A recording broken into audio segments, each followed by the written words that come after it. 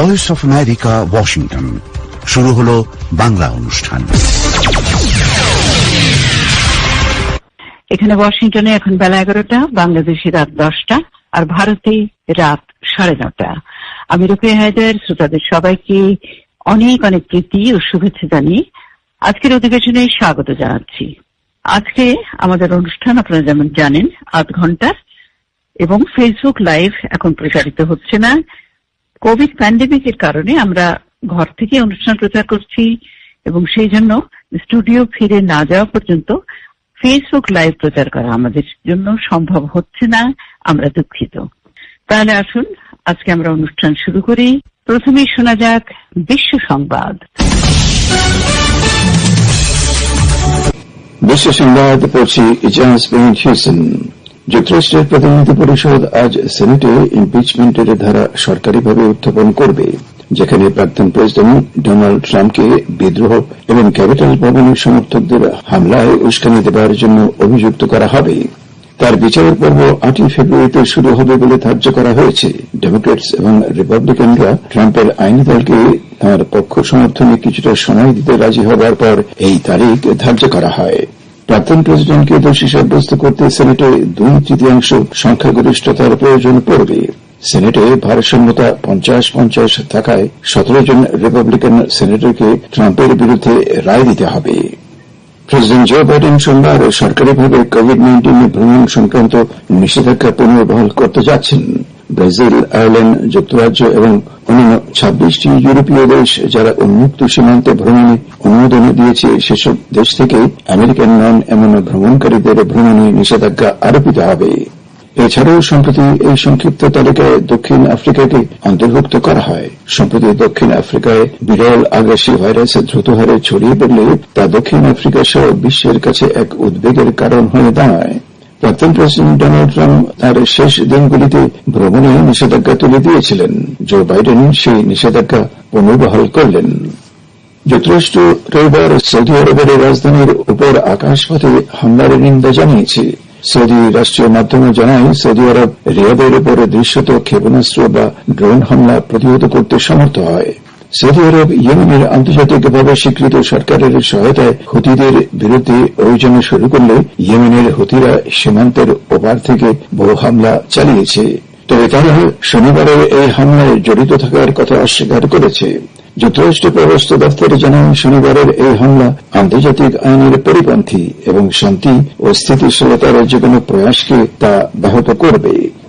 আফগান সরকারের জাতীয় নিরাপত্তা পরামর্শদাতা হামদুল্লাহ মুহিব রবিবার জানান, শান্তি চুক্তির অংশ হিসেবে যে 600 জন তালিবান যোদ্ধাদের মুক্তি দেওয়া হয়েছিল তাদের পুনরায় আটক করা হয়েছে, কারণ এসব যোদ্ধারা মুক্তি পেয়ে আফগান সরকার ও সাধারণ জনগণের বিরুদ্ধে মারণাত্মক হামলার পরিকল্পনা করেছিলেন। 2020 সালের ফেব্রুয়ারিতে স্বাক্ষরিত ইউএস তালিবান চুক্তির আওতায় আফগান সরকার 1000 নিরাপত্তা সদস্যের মুক্তির বিনিময়ে 5000-এর বেশি তালিবান যোদ্ধাদের মুক্তি দেয়। এই বন্দী বিনিময়ে দীর্ঘ প্রত্যাশিত আফগান সরকার এবং তালিবানদের মধ্যে শান্তি ও সৌহার্দ্যের দ্বার উন্মোচিত করে। তবে পরামর্শদাতা মুহিব বলেন, মুক্তিপ্রাপ্ত তালিবানরা শান্তি উদ্যোগে কোনো ভূমিকা রাখেনি। তালিবান গোষ্ঠীর প্রতিশ্রুতি ছিল যে তারা যুদ্ধক্ষেত্রে ফিরে যাবে না, তবে তারা যুদ্ধক্ষেত্রে তালিবানদের পাশাপাশি আবারও যুদ্ধে জড়িত হয়েছে। তিনি জোর দিয়ে বলেন, আফগান সরকার আর কোন তালিবান যোদ্ধাকে মুক্তি দেবে না। শ্রোতা বন্ধুরা, আপনারা ভয়েস অফ আমেরিকার বাংলা অনুষ্ঠান শুনছেন। ভারত থেকে 50 লক্ষ অ্যাস্ট্রাজেনেকা ভ্যাকসিন সোমবার ঢাকায় এসে পৌঁছেছে।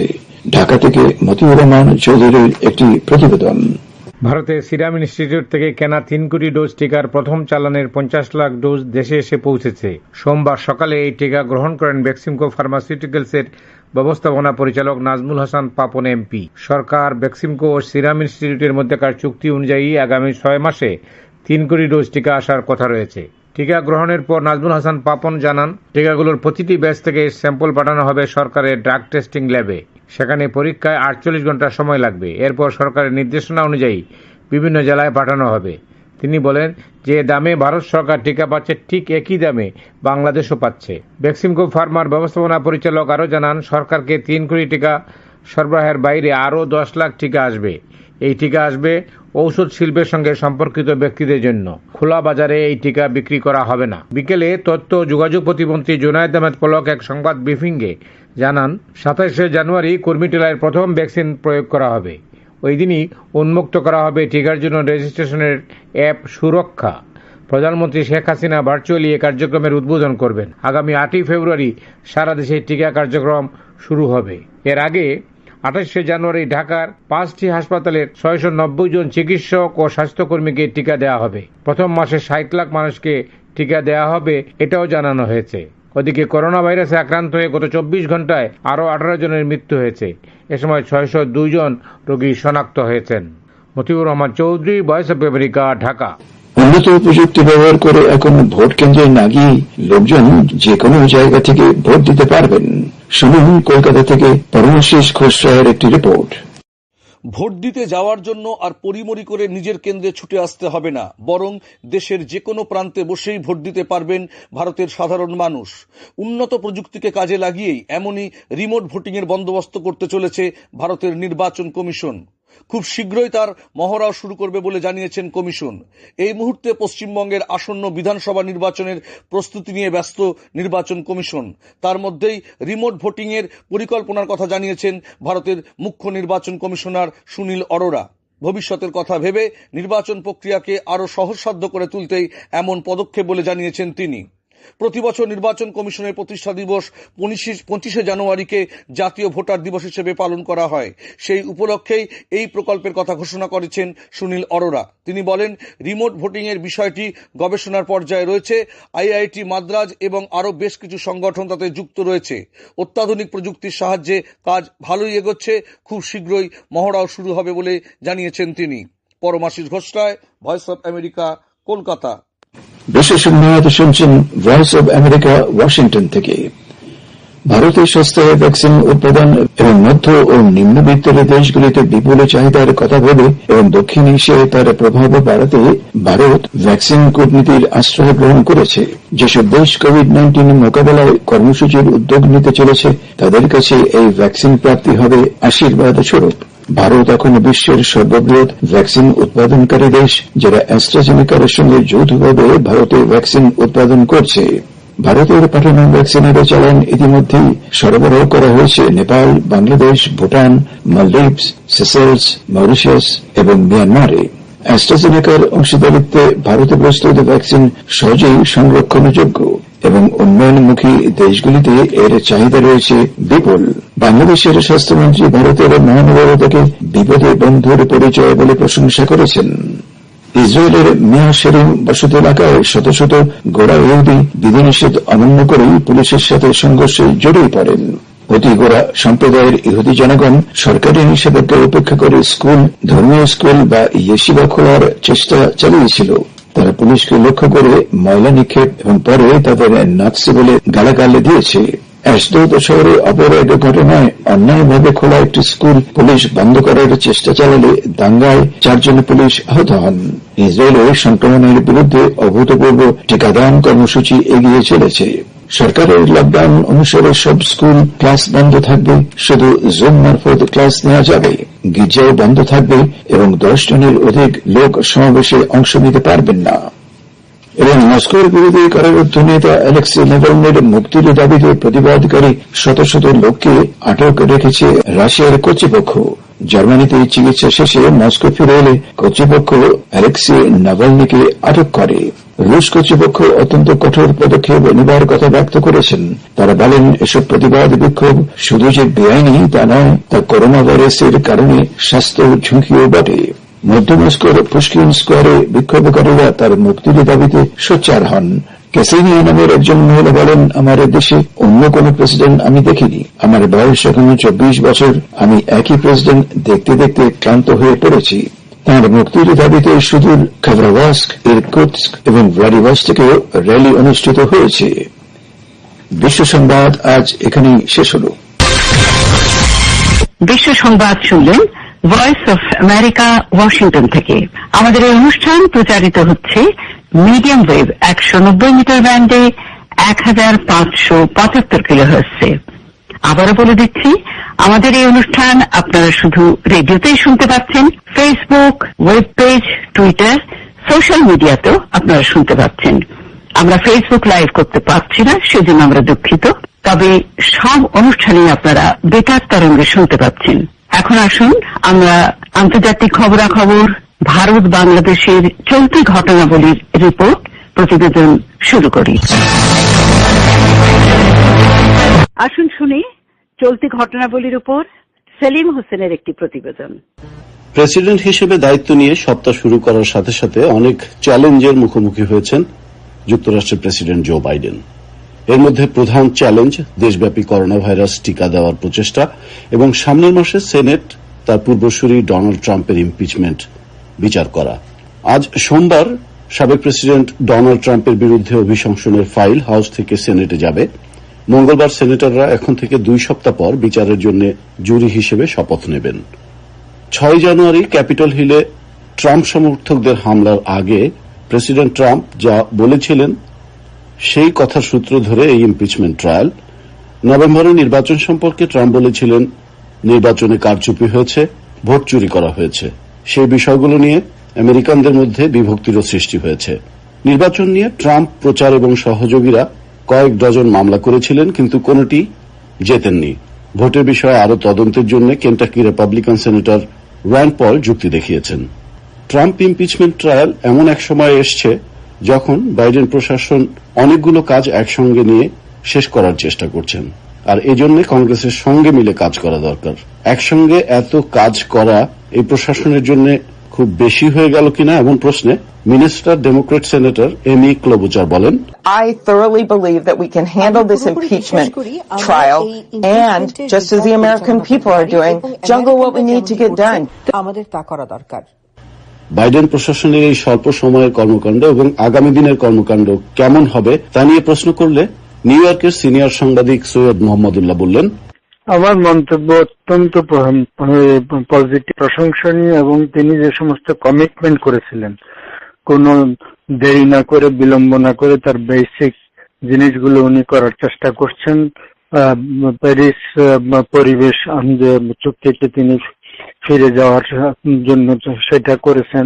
ইমিগ্রেশনের ব্যাপারে মুসলিম দেশগুলো থেকে যে সমস্ত বন্ধ করার জন্য ট্রাম্প অর্ডার দিয়েছিলেন সেটা উনি বাতিল করে দিয়েছেন। তিনি ওয়ার্ল্ড হেলথ অর্গানাইজেশনে আবার প্রত্যাবর্তনের ব্যবস্থা করেছেন এবং মানে অন্যান্য বেশ নানা ক্ষেত্রে, সামাজিক নানা ক্ষেত্রে তিনি অনেক উল্লেখযোগ্য এক্সিকিউটিভ অর্ডার সাইন করেছেন। এছাড়া স্টিমুলাস চেক, যে লোকদের যে প্রচন্ড অর্থনৈতিক কষ্টে আছে, খাদ্যাভাবে আছে, সেটার জন্য উপযুক্ত ব্যবস্থা নেওয়ার জন্য তিনি উদ্যোগ নিয়েছেন। কয়েকটি এক্সিকিউটিভ অর্ডারও সাইন করেছেন। সাথে সাথে তিনি কংগ্রেসকে অনুরোধ করেছেন তড়িঘড়ি করে তাদের স্টিমুলাস চেক যেন বাড়িয়ে দেওয়া হয়। $2,000 করে করা হলে আরো 1400 করে পাবে, আগে 600 করে পেয়েছে। ফলে আমি খুব আশাবাদী, খুবই আশাবাদী। আমেরিকানদের সামনে এবং বাইডেন প্রশাসনের প্রধান চ্যালেঞ্জগুলোর মধ্যে করোনা ভাইরাসের টিকা সুষ্ঠুভাবে দেয়া একটি বড় বিষয়। বাইডেন প্রশাসনের প্রথম 100 দিনের মধ্যে 100 মিলিয়ন টিকা দেওয়ার প্রতিশ্রুতি দিয়েছেন। কেউ কেউ বলছেন এটি খুব ধীর গতির একটি বিষয়। বাইডেন প্রশাসনের সার্জন জেনারেল মনোনীত ডক্টর বিবেক মূর্তি বলেন, এটি সিলিং নয়, তল। এটি এমন একটি লক্ষ্য যা বাস্তবতার নিরিখেই ঠিক করা হয়েছে, তবে ঠিক কিংবা ভুল তা এখনো পরিষ্কারভাবে বলা যাচ্ছে না। গত সপ্তাহে বাইডেন প্রশাসন মহামারী পরিচালনার উদ্দেশ্যে কার্যনির্বাহী আদেশ জারি করেছেন। প্রেসিডেন্ট বাইডেন অনেকগুলো নির্বাহী আদেশ স্বাক্ষর করেছেন, যার মধ্যে কেন্দ্রীয় সরকারের সম্পত্তি বা ভবনে, বাস, ট্রেনে, বিমানবন্দর এবং বিমান অভ্যন্তরে মুখোশ পরা বাধ্যতামূলক করা হয়েছে। বিশ্লেষকরা বলছেন আগামী দিনের কর্মকাণ্ডই বলে দেবে বাইডেন প্রশাসন কতটা সফল হবে। মিশেল কুইনের প্রতিবেদন থেকে Selim Hossain, Voice of America, Maryland. Dhaka থেকে রিপোর্ট পাঠিয়েছেন সংবাদদাতা জহুরুল আলম। বেসরকারি আন্তর্জাতিক দাতা সংস্থা অক্সফাম সোমবার বলেছে, করোনা মহামারীর কারণে বিশ্বব্যাপী অর্থনৈতিক ক্ষতির মুখে পড়া কোটি কোটি দরিদ্র মানুষের এই ক্ষতির প্রভাব থেকে বের হতে লাগতে পারে অন্তত 1 দশক। সোমবার প্রকাশিত দ্য ইনইকুয়ালিটি ভাইরাস শিরোনামের এক প্রতিবেদনে সংস্থাটি এমন মন্তব্য করে বলেছে, বিশ্বের 1000 ধনী মানুষ মাত্র 9 মাসের মধ্যেই তাদের করোনাকালীন ক্ষতি পুষিয়ে নিয়েছে। তবে বিশ্বের দরিদ্রতম জনগোষ্ঠীর করোনার অর্থনৈতিক প্রভাব থেকে মুক্তি পেতে 1 দশকেরও বেশি সময় লাগতে পারে বলে এতে উল্লেখ করা হয়েছে।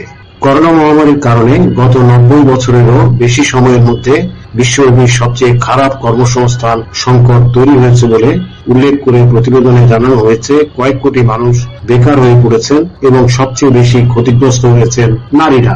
সংস্থাটি বলেছে, করোনা মহামারী শুরু হওয়ার পর বিশ্বের সর্বোচ্চ 10 জন ধনী তাদের সম্মিলিত সম্পদ বৃদ্ধি করতে পেরেছেন $1 লাখ কোটি, যা দিয়ে পৃথিবীর সবার জন্য ভ্যাকসিন নিশ্চিত করার পাশাপাশি এটাও নিশ্চিত করা সম্ভব যেন কাউকে দরিদ্রতার মুখে পড়তে না হয়। এদিকে বাংলাদেশি গবেষণা প্রতিষ্ঠান south Asian network on economic modelling বা সানেমের এক জরিপ প্রতিবেদনে বলা হয়েছে, করোনা মহামারীর কারণে দেশে সার্বিক দারিদ্র্যের হার বেড়ে দাঁড়িয়েছে 42%। সরকারি হিসেব অনুযায়ী 2019 সালের ডিসেম্বর মাসে দেশে সার্বিক দারিদ্র্যের হার ছিল 20.5%।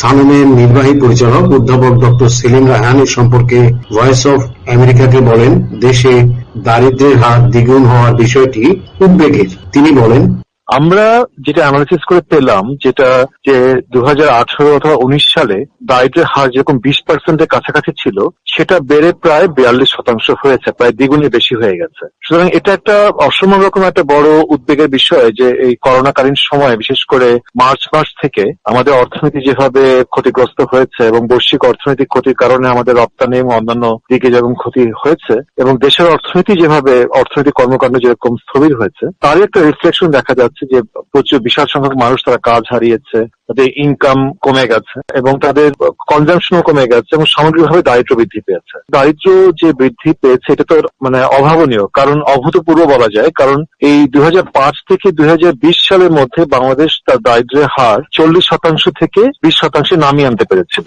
কিন্তু দেখা গেল যে এই কয়েক মাসের মধ্যে দারিদ্র্যের হার আবার বেড়ে গেল, দ্বিগুণ হয়ে গেল, সে আগের পর্যায়ে পৌঁছে গেল।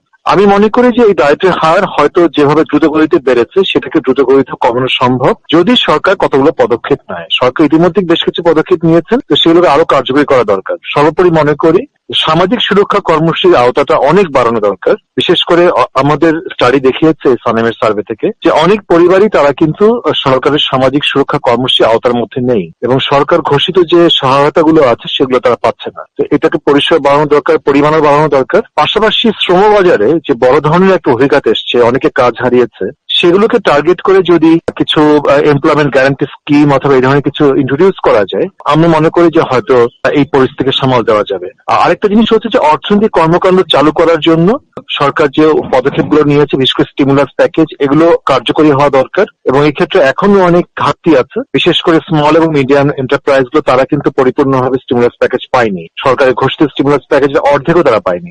এগুলো যদি চালু না করা যায় তাহলে আমাদের শ্রমবাজারে যে বিশাল সংখ্যক মানুষ এইসব খাতে নিয়োজিত আছে তারা কিন্তু তাদের কাজ এবং তাদের আয় সেভাবে তারা ফিরে পাবে এবং সামগ্রিকভাবে কোভিড যে করোনাকালীন যে সংকট, অর্থনৈতিক এবং স্বাস্থ্যগত সংকট, এটার ম্যানেজমেন্টেও কিন্তু সরকারের আরো দক্ষতা বৃদ্ধি প্রয়োজন। তো এগুলোকে যদি অ্যাড্রেস করা যায় তাহলে আমার মনে করি যে দারিদ্র্যের হারের যে একটা বড় ধরনের উল্লঙ্ঘন দেখেছি সেটাকে হয়তো আমরা স্বল্প সময়ে কমিয়ে নিয়ে আসা সম্ভব হবে। অপর এক গবেষণা প্রতিষ্ঠান সেন্টার ফর পলিসি ডায়ালগ বা সিপিডি এক প্রতিবেদনে বলেছে, মহামারীর সময়ে দেশের 3.5 লাখ পোশাক শ্রমিক কাজ হারিয়েছেন, যা এই খাতের মোট শ্রমিকের 14%। বাংলাদেশে করোনা ভাইরাস সংকট শুরুর 7 মাস পর গত অক্টোবর মাসে পরিচালিত এক জরিপে শ্রমিকদের বেকারত্বের এই চিত্র উঠে এসেছে বলে জানিয়েছে CPD. Zahur Alam, Voice of America, Dhaka. Chattogram সংবাদদাতা হাসান ফিরদৌসের একটি রিপোর্ট আমরা শুনি। উত্তাপ উত্তেজনার মধ্য দিয়ে চট্টগ্রাম সিটি কর্পোরেশনের নির্বাচন শেষ পর্যায়ে। এই নির্বাচনকে ঘিরে বিএনপি প্রার্থী এবং আওয়ামী লীগ প্রার্থীদের মধ্যে পরস্পরের বিরুদ্ধে অভিযোগ আছে এবং নির্বাচন কমিশন বলছে সেসব অভিযোগ তারা খতিয়ে দেখছেন। নির্বাচনকে শান্তিপূর্ণ, অবাধ, নিরপেক্ষ করতে তারা এর মধ্যেই নির্বাচনী সরঞ্জাম চট্টগ্রাম এনে নিয়েছেন এবং সেগুলি প্রস্তুতি নিচ্ছেন।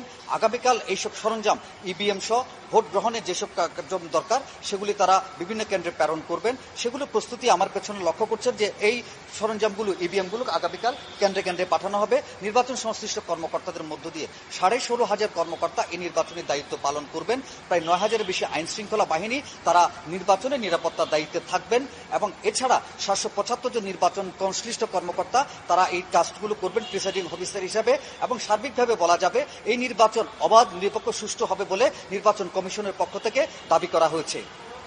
Hasan Ferdous, Voice of America, Chittagong.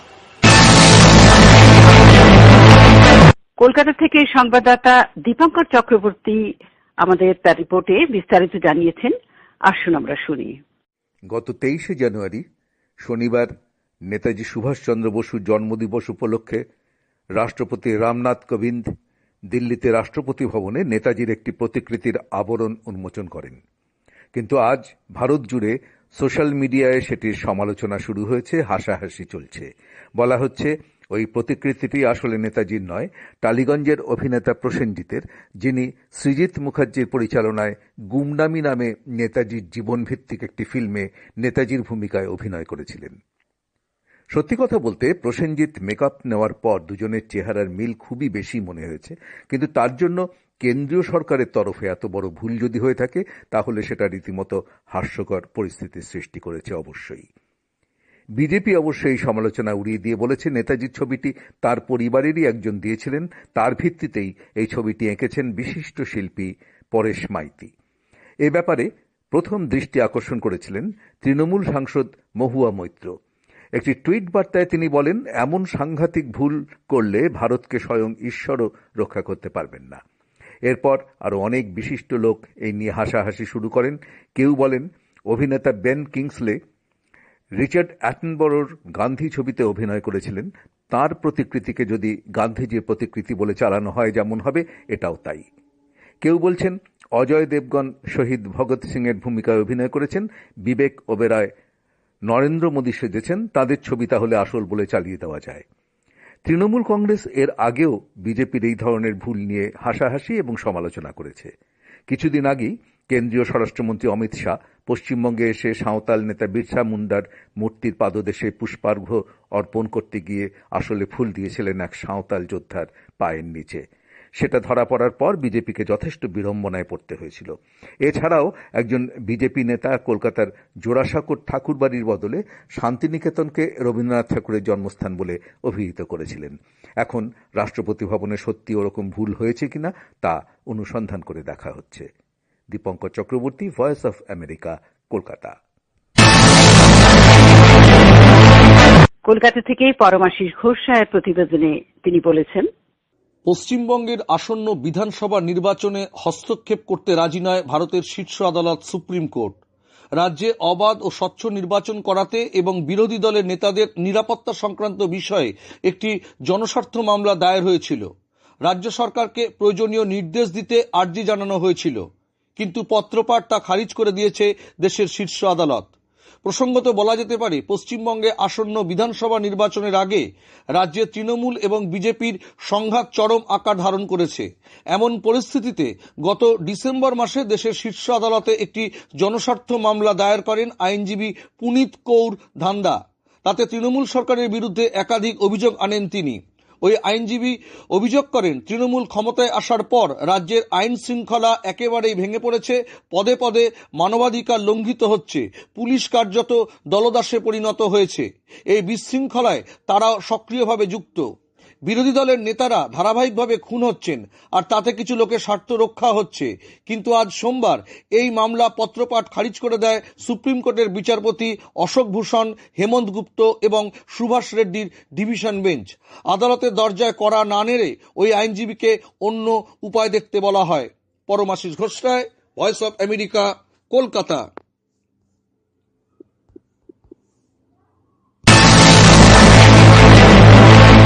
Anis Ahmed, voice of আমেরিকার রিপোর্টের ভিত্তিতে তিনি এই রিপোর্টটি তৈরি করেছেন। আসুন আমরা শুনি।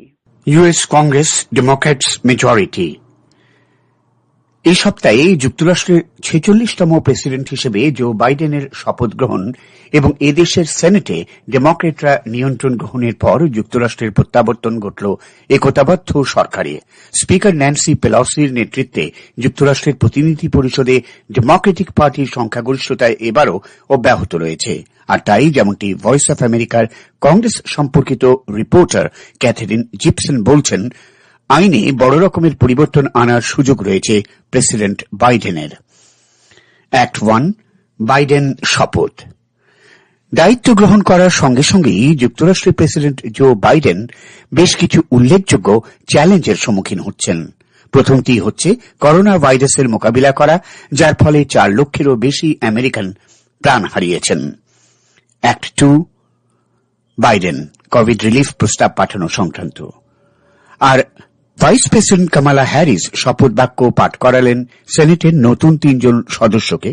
এরা হলেন ওয়ার্নক, ওসোফ এবং পেডিলা। অ্যাক্ট 3, সেনেট সদস্যদের শপথ গ্রহণ। এই 3 জন নতুন সেনেট সদস্য সহ ডেমোক্রেটরা এখন যুক্তরাষ্ট্রের সেনেট নিয়ন্ত্রণ করছেন। সেনেটের সংখ্যাগরিষ্ঠ দলের নেতা চাক শুমার যেমনটি বলছেন, অ্যাক্ট 4, শুমার। এই সেনেট এই মুহূর্তে ভয়াবহ বিপর্যয়, এক প্রজন্মে আসা স্বাস্থ্য ও অর্থনৈতিক সংকট মোকাবিলা করবে।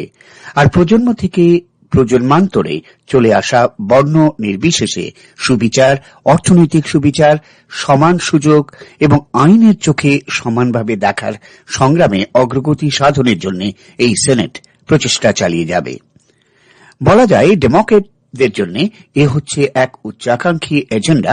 তবে যেমনটি জর্জ ওয়াশিংটন বিশ্ববিদ্যালয়ের অধ্যাপক ক্যাসি বার্গেট বলছেন, হোয়াইট হাউস এবং কংগ্রেসের উভয় কক্ষের উপর নিয়ন্ত্রণ থাকায় এইসবের বিষয়ে পথটা পরিষ্কার করে দিয়েছে। অধ্যাপক বার্গেট আরও বলছেন, অ্যাক্ট 5, বার্গেট। এটা জেনে যে প্রেসিডেন্ট একই দলের মানুষ, তারা জানেন যে কংগ্রেস থেকে যাই আসুক না কেন, সেই প্রস্তাবে তাঁর সাক্ষ্য পাবার সম্ভাবনা সবচেয়ে বেশি। সেখানে প্রস্তাব পাঠানো, ফেরত আনা, আবার কংগ্রেসের বৃহত্তর অংশের ভোট পাওয়া, যাতে করে প্রেসিডেন্টের ভিটো দেওয়ার সম্ভাবনা হুমকি এড়ানো যায়, এসব ঝামেলা নেই। সুতরাং এ হচ্ছে মূলত একতা এবং এজেন্ডা নিয়ন্ত্রণের বিষয়। তবে মনে রাখা দরকার, কংগ্রেসের উভয় কক্ষে ডেমোক্রেটদের খুব সামান্য সংখ্যাগরিষ্ঠতা রয়েছে এবং এখনও রিপাবলিকানরা কিছু প্রস্তাব পাশে বাধা দিতে পারে, যেগুলো অনুমোদনের জন্য সেনেটের 60 ভোটের প্রয়োজন পড়বে। প্রতিনিধি পরিষদের স্পিকার ন্যান্সি পেলোসি মাত্র কয়েকটি ডেমোক্রেটিক ভোট হয়তো হারাতে পারেন, তবে তিনি এরকম আভাস দিয়েছেন যে রিপাবলিকান বিধায়কদের নিয়ে কাজ করার উপায়ও আছে। পেলোসি বলেন, অ্যাক্ট 6, পেলোসি। দ্বিদলীয় সম্মতি আদায় করা আমাদেরই দায়িত্ব, আর যেখানে সম্ভব আমরা একটা অভিন্ন ক্ষেত্র বের করব। আমেরিকার বিপর্যস্ত অর্থনীতির জন্য নতুন দফায় করোনা ভাইরাসের ত্রাণ তহবিল অনুমোদন করাটা সবার আগে আসে। কিন্তু বাইডেন মনোনীত মন্ত্রিপরিষদের নতুন সদস্যদের শুনানি এবং তাঁদের পদ নিশ্চিত করার লক্ষ্যে ডেমোক্রেটিক সেনেটকে দ্রুত এগিয়ে যেতে হবে। একত্রিত হয়ে সবকিছু নিয়ন্ত্রণ করার সুবিধা হল দেশের আইন বিভাগ সরকারের জবাবদিহিতা নিশ্চিত করতে পারে। আর এবার তো কয়েকদিনের মধ্যেই এই ভারসাম্যের বিষয়টা চলে আসছে। তবে ডেমোক্রেটদের সংখ্যাগরিষ্ঠতা সত্ত্বেও তারা যদি সাবেক প্রেসিডেন্ট ডোনাল্ড ট্রাম্পকে অপরাধী সাব্যস্ত করতে চায় এবং কেন্দ্রীয় সরকারের কোনো দায়িত্ব গ্রহণের ব্যাপারে তার উপর যদি নিষেধাজ্ঞা আরোপ করতে চায়, তাহলে এ বিষয়ে তাদেরকে 17 জন রিপাবলিকানকে রাজি করাতে হবে। আশা করি আমাদের আজকের অনুষ্ঠান আপনাদের ভালো লেগেছে। আজকের এই অনুষ্ঠানটি আপনাদের কেমন লাগলো আপনারা অবশ্যই জানাবেন। আমরা প্রতিদিনই নতুন নতুন খবর নিয়ে আপনাদের সামনে আসছি। অনুষ্ঠান কেমন লাগছে, কি অনুষ্ঠান নতুন আপনারা শুনতে চান, আমাদের অবশ্যই জানাবেন। আজকের এই অনুষ্ঠানটির সার্বিক প্রযোজনা তত্ত্বাবধানে ছিলেন সেলিম হোসেন ও Sanjana Firoz.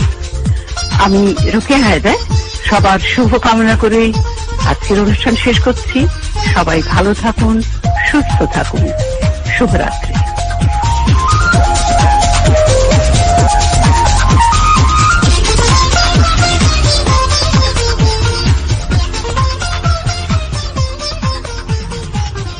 This program has come to you from the Voice of America, Washington.